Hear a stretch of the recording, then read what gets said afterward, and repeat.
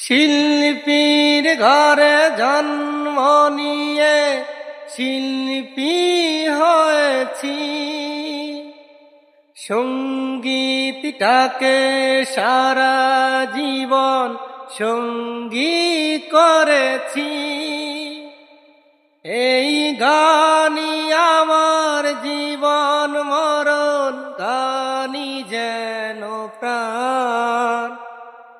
আমার বাবার মুখে প্রথম যেদিন শুনেছিলাম গান, সেদিন থেকে গানই জীবন, গানই আমার প্রাণ।